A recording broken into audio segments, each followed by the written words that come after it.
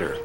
265-0100 to get everything AOL offers. You've got mail. I've got mail. I love when an instant message pops up. AOL has parental controls. And that's a good thing. Chat, instant messages, email. AOL has it all. Now you can join AOL right over the phone. You don't even need a credit card. Fire up the computer and off you go. Get online in minutes. Our operators are standing by. If we could do it, anyone can. America Online, so easy to use, no wonder it's #1. Call 1-877-265-0100 for AOL's best offer ever. This is the Afghanistan you've never seen until now. Go deep inside the nation, at the center of the world's attention, where personal freedom can cost you your life under the rule of the Taliban. See atrocities the world doesn't know about in a country where justice can mean the blood of innocent people. One woman exposes the shocking truth in the riveting documentary that has everyone talking. See it in its entirety as CNN presents Beneath the Veil, tonight 11 Eastern, only on CNN.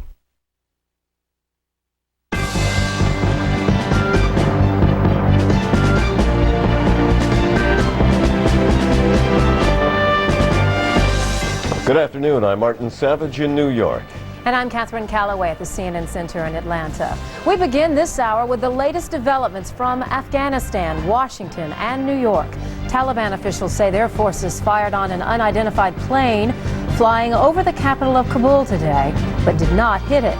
They believe it was a U.S. plane. The Pentagon isn't commenting. Also from the Taliban, an offer to release 8 Western workers if the U.S. stops threatening military action against Afghanistan. The aid workers are accusing of preaching Christianity.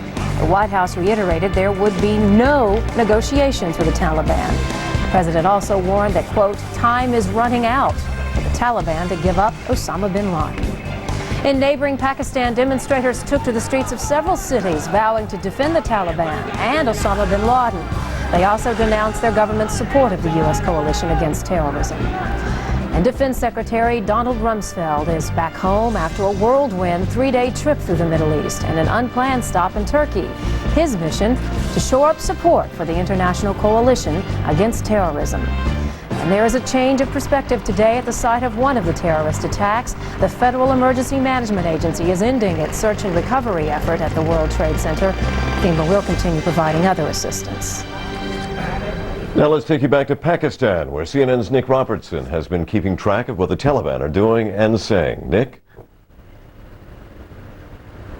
Well, Martin, in the last 20 minutes or so, we heard a statement, or what we understand will be a statement soon to be released from the Taliban Supreme Leader Mullah Omar. This statement saying that the United States should not make the Taliban the fall guys of international intrigue. The statement also says that the United States should not jump to any conclusions before taking action against the Taliban. Now, this comes on a day of some air activity, according to Taliban reports, over Afghanistan. Late this afternoon into dusk, the Taliban report over the western city of Herat, close to the Iranian border. 3 aircraft, they say, they believe them to be American aircraft, flying north-south, they said, for quite a period of time, flying north-south, then back again. They say that these aircraft had some flashing lights on them but didn't shoot. Also, over the city of Kabul, the capital, an aircraft in plain sight. The Taliban say it was an American aircraft. They say they believe that because it wasn't theirs or the Northern Alliance's. They say they shot at it from 3 different anti-aircraft positions, but people in the city there said that they saw a surface-to-air missile, the white contrail of it, going up into the sky at the aircraft. However, the Taliban Defense Ministry denies firing a surface-to-air missile. That missile missed, as did the anti-aircraft bullets. The Taliban say that the plane then disappeared over the horizon. Martin? What about the issue of these aid workers? The Taliban, Nick, have been saying that they might release them. What is the connection that's being made?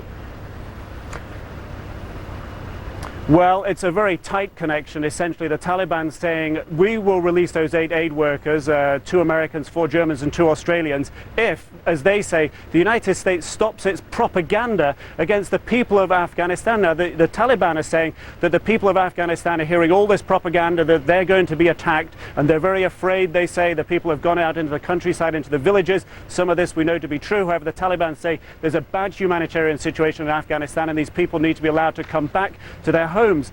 The Taliban also say that they are not afraid of being attacked themselves. The leadership, what they're essentially trying to do is bring the people back into the cities. If that were to happen, that would certainly make their management of the country at this time of intense crisis much easier. Martin?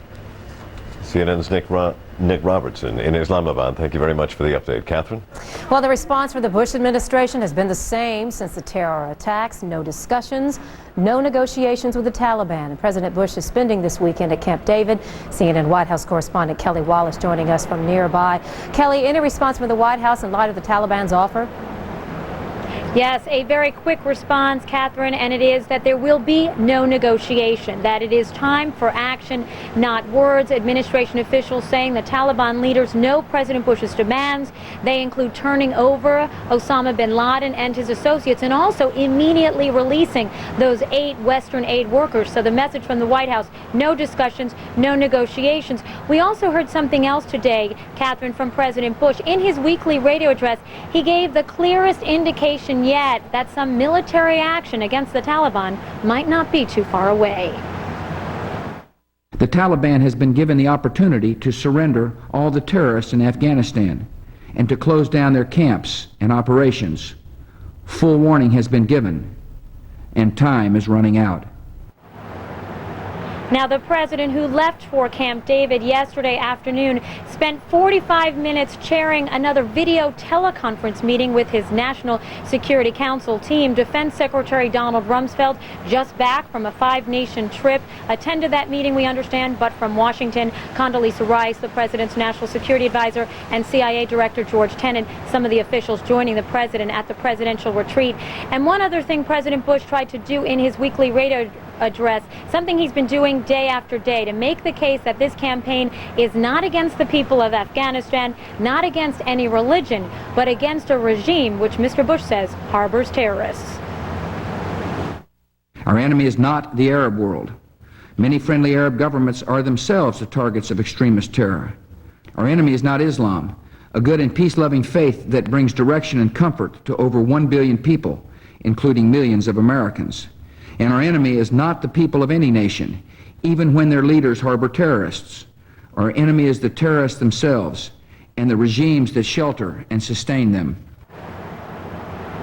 And so, Catherine, on a day when the Taliban leaders are saying that this is a campaign targeting the people of Afghanistan, a campaign that could lead to a humanitarian crisis, Mr. Bush saying once again the United States pledging $320 million in humanitarian assistance to help the people. And, Catherine, for the first time, Mr. Bush saying, conditions permitting, the U.S. military could consider dropping some food, airdrops of food to the people. Catherine? And Kelly, does the White House know if their message is actually getting to the people of Afghanistan? Well, that is a key point and a key question, whether or not the people on the streets are actually getting this message. We do know there is some consideration of actually dropping some leaflets, having the U.S. military drop some leaflets, again, to get the message out that this is a campaign against terrorists and not against the people. Also, we know from the Pentagon, our colleagues there, the administration considering dropping some transistor radios as well, so that the people could listen to State Department or Voice of America broadcast to again get the message that this is a campaign against the Taliban for harboring terrorists and not again against the people. Catherine? And Kelly, going back to what you said at the beginning of your report, the importance of what we heard the president say today, we've heard him say at our time and at our choosing, but the first time we've heard him say actually that time is running out. It is the first time he used those 4 words. As you noted, the president has not really said any timetable. He has basically said there will be no timetable, that the U.S. will act based on its own choosing. He did say this today, though, time is running out. When I asked administration official about this, he said it is an indication, again, that time is running out for the Taliban leaders. When I asked if this is an indication that military action is imminent, he wouldn't respond. But again, the message is time is running out. Either the Taliban leaders respond to these demands or military action could soon be happening. Catherine? All right, Kelly Wallace from near Camp David. Thank you, Kelly.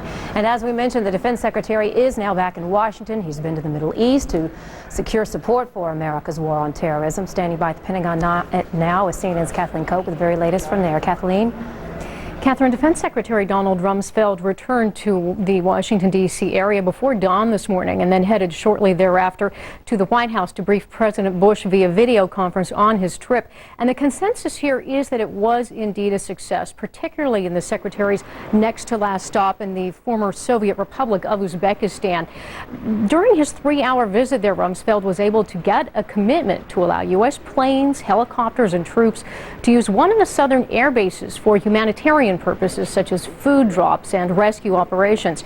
Securing that agreement was seen as vital since it gives the U.S. access to northern Afghanistan that will be crucial in its campaign against Osama bin Laden. There is no question but that the threat that terrorists pose to the world is a real one.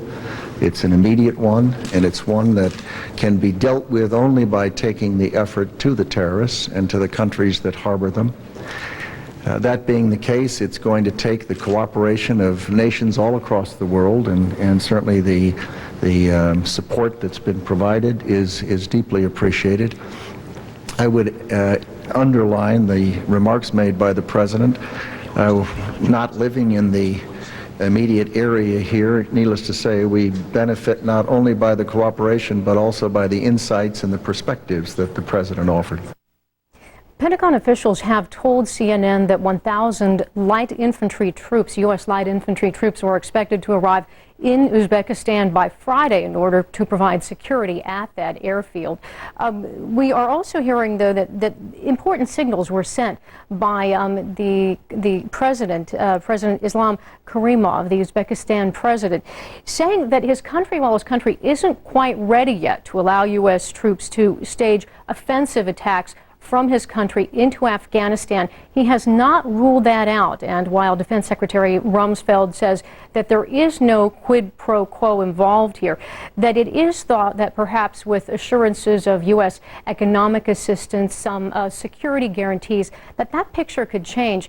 So, Catherine, what we're seeing here is that each of the 5 countries that Secretary Rumsfeld visited, also including Egypt, Oman, Saudi Arabia, and Turkey, each of these countries is carefully weighing the degree of support that they can offer to this U.S. campaign, especially how publicly they can offer that campaign without risking internal uprisings. Catherine? All right, thank you. Kathleen Koch reporting from the Pentagon. Marty?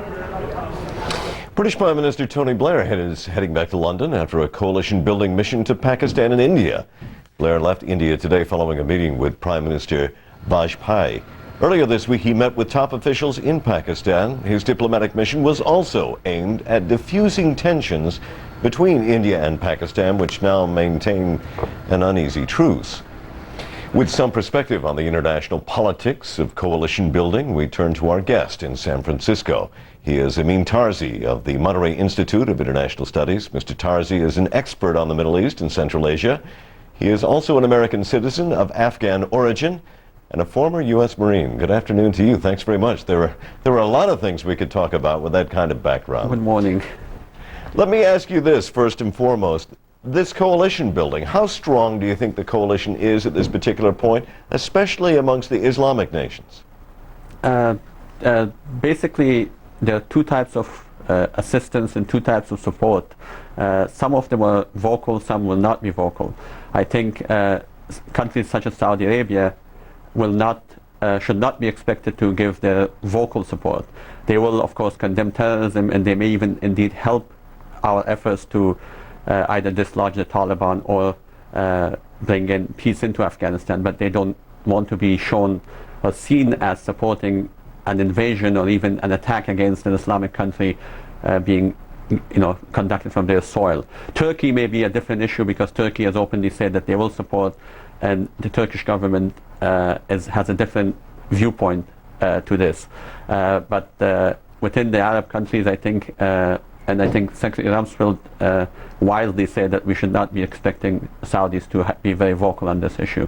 Whereas Pakistan is concerned, of course, the whole issue of Pakistan is much more different because Pakistan is a neighbor. Pakistan is heavily involved with the Taliban. They were the country that basically created the Taliban, and their support within the government is very appreciated. In the public's eyes, U.S. will not be very popular there. The United States has said that time is running out for the Taliban. Is that an indication you think that military action is imminent, or what is it you look for that might indicate that? The issue is that I think the policy will be threefold or even fourfold. One is, of course, there will be some military strikes. There's some military strikes needed, if nothing else, for the American general public. We need to see some action. And I think the administration has been very wise so far not to hastily do something as what we did in 1998 after the bombings in Africa, where we launched cruise missiles onto Osama bin Laden's camps. But those camps are still valid targets. Whether somebody's there or not there is irrelevant. They are legitimate targets. They are terrorist camps. We know where they are, and there will be not much collateral damage. As for going directly into a military offensive in Afghanistan and ground warfare, I think hopefully people in the Pentagon are looking into that and not thinking that way. I think that will be disastrous not only for the United States, it will be disastrous for the Afghan people, and it will actually encourage more terrorism. So one is maybe surgical strikes, maybe some commando operation, but the main effort is what has happened. A sustained diplomatic campaign. President announced $320 million aid. I think that is a very wise policy. That should be coordinated with the international community, and then hopefully a viable government to take the vacuum. What happened in Afghanistan from 1989 to 82 was once the Soviet Union withdrew and then the communist government fell in 92, the world basically kind of forgot about Afghanistan. Not Pakistan and Iran, but the world at large. And what should happen is again, and I want to emphasize that, it should be an international effort to bring a broad-based, stable government in Afghanistan that is responsible to its international obligations and will not allow terrorist organizations to be in that country. Isn't there a danger that any government that is sort of put in place after the Taliban is going to be looked upon as a puppet regime? That's a very good question. This is very important. That's why I think the United States should not go alone. United States troops, specifically ground troops, should not be leading a charge, and anybody who comes in at any coalition should be an international coalition. We are not reinventing the wheel here. We have a United Nations has had a plan on Afghanistan. There has been Security Council resolutions. The latest one was 1333 of December last year. There's the 6+2 process, the 6 neighbors of Afghanistan plus the United States and Russia as guarantors of a peace plan. The United States Congress had passed a resolution last year, 414 in the House. And most importantly, we also have precedents in recent history. I can name Cambodia, what happened in Cambodia. There was a United Nations Transitional Authority in Cambodia in 1992. So the UN and world bodies such as the UN should be involved, and then the donor countries and the surrounding countries should be involved, but not like Pakistan or Iran should not be given a veto card. And this is very important. The US should be involved, but not directly, because if it is, you're right, that government will be a puppet regime and it will create more problems. Amin Tarzi of the Monterey Institute of International Studies, thanks very much for talking to us on this Saturday morning there in San Francisco. Thank you. Thank you. Goodbye.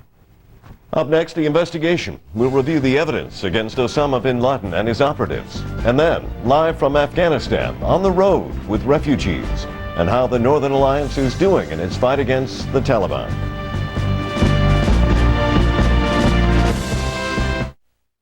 Our fundamental commitment to the financial well-being of every one of our investors, individually, has not changed. The prudent counsel of our financial advisors in over 500 offices across America, informed by our worldwide network of resources, has not changed.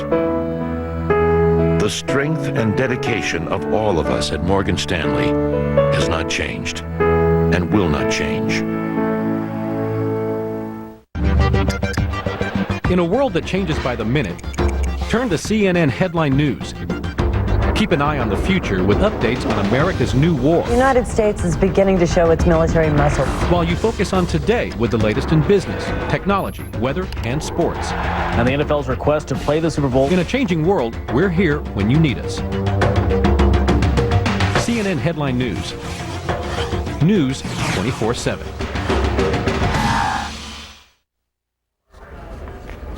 Thousands of Afghan refugees are converging on northern Afghanistan, creating a potential humanitarian crisis. Now, President Bush has approved $320 million in humanitarian assistance, but will it be enough? CNN's Chris Burns is joining us now live from northern Afghanistan with more on the relief efforts there. Chris? Well, Catherine, the worry is that no matter how much money is pledged, what President Bush pledged, as well as a donors conference in Geneva today that pledged altogether $600 million, including the U.S. pledge, still the worry is how quickly will it get into northern Afghanistan. And one problem is that there are very few expatriates working for these relief agencies here. They all evacuated after the September 11 attacks. And we went up to a refugee camp about an hour north of here in the Panjshir Valley, where some 6,000 people have taken refuge. About 1/3 of them arrived since the September 11 attacks, many of them fearing reprisal among the Taliban and also fearing U.S. attacks themselves. And the fear there is that they're not going to get what they need when winter comes in about a month. We talked to one family that had arrived 4 days earlier from Kabul, a man who is a bazaar merchant who came with his 8 children, wife, and his 85-year-old father. He said he'd rather starve to death in that refugee camp than to die at the hands of the Taliban. So there is that fear among some of the refugees who did flee. We did see others who were living off of bread and water. That is an example of what is going on among others in the north. The United Nations says that some 400,000 people in the north could run out of food within a week if more is not done. And that is the worry, is no matter how much money you pledge, how quickly will it get in? The fighting does go on. We heard some of the sporadic shelling this afternoon between here and the front line, between here and Kabul, where the front line is. Thousands of Taliban troops are facing off with thousands of Northern Alliance troops. That shelling didn't seem to move much, but there is fighting going on in the north. And the north is where the supply lines, very key supply lines, are, where the Northern Alliance has just this evening says that they seized 5 more villages on the road to Mazar-e-Sharif. That is a Taliban-held stronghold in the north, and very close to a supply line. If they seize that supply line, they could, the Northern Alliance could cut off Mazar-e-Sharif, and that would be a major victory for the Northern Alliance. However, in the east of, in northeast Afghanistan, there's another area, Talokan province, where fighting has raged in recent days. That is where the Northern Alliance lost their key supply line to the Taliban forces last year. They're fighting desperately to get that back, because when winter sets in within a month, that supply line will be very, very key in providing their needs during the dead of winter, and that's only about a month away. Catherine. Chris, as you mentioned, it really doesn't matter how much money is pledged for aid. We know that President Bush is pledging some $320 million, but it would have to be an enormous task just getting what the refugees need to them. Absolutely, because if you look at just the geography, the topography of northern Afghanistan, we're talking about the western Himalayas. We're talking about peaks that reach some 20,000 feet or so in the air. It's very, very rugged terrain. In fact, there are thousands of mules that are being used to bring in some of the supplies, because it's impossible to drive through some of these roads. They're just gravel. There are no paved roads up in the north. It's very, very difficult to bring anything in. Helicopter assistance is very limited, in part because it's just extremely expensive. The other is that there are just so few helicopters belonging to the Northern Alliance. That is why U.S. Defense Secretary Donald Rumsfeld has talked this week about airdrops, but he's worried that those airdrops could be vulnerable to Stinger missile attacks by the Taliban. So there are a lot of concerns here that have to be overcome in the next few weeks, if a lot of people don't starve to death, Catherine. All right, Chris Byrne giving us the latest from northern Afghanistan. Thank you, Chris. Moving on now, it is a largely symbolic gesture, but a big one. You may remember the giant Buddhas destroyed by the Taliban back in March. Well, the ancient statues were blown up by Afghanistan's leadership because Islam rejects idols of any kind. Now, a Chinese entrepreneur is creating a replica of one of the statues. The 121-foot-tall Buddha is being made using traditional methods at a cost of about $600,000. That project expected to be completed next March, 1 year after the originals were destroyed. You have seen National Guard troops in airports around the U.S. to beef up security, but how are they training and what do they expect to do during Operation Sky Guard? We will go to a training camp to find out. And inside look at the structural damage to the World Trade Center tower. It's all ahead. Stay with us. Passion for journalism, compassion for the story. Start your news day with Paula Zahn. Another reason why you can depend on CNN. What can you do at VX.com in 30 seconds or less?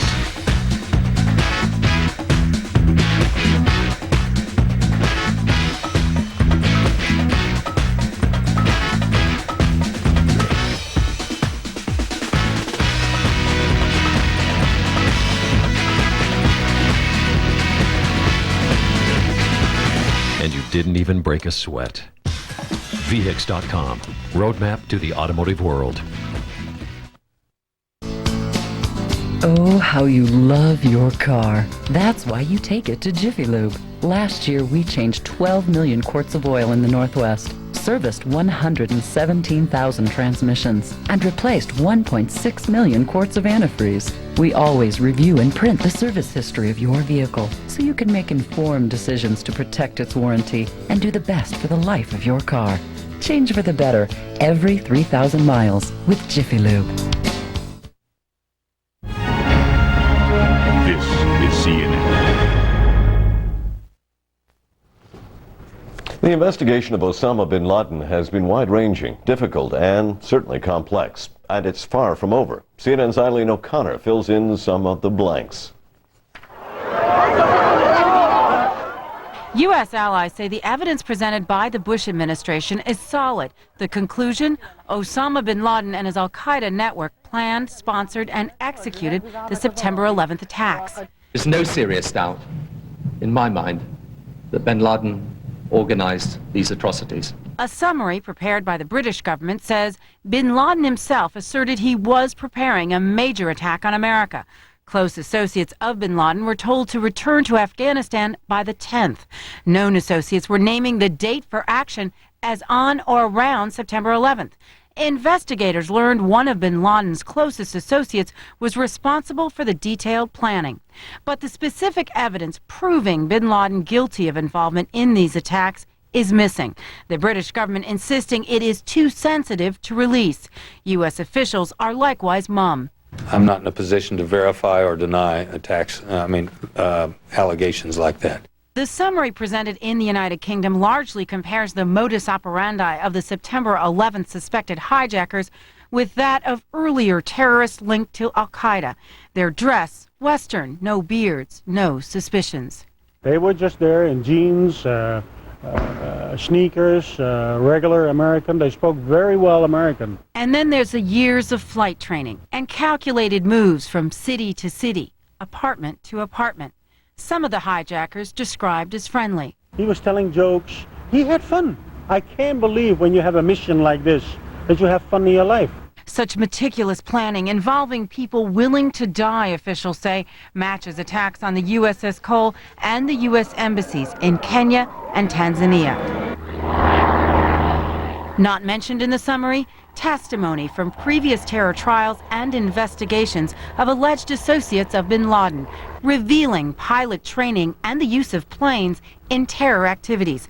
The FBI denies the evidence ever provided a clear warning.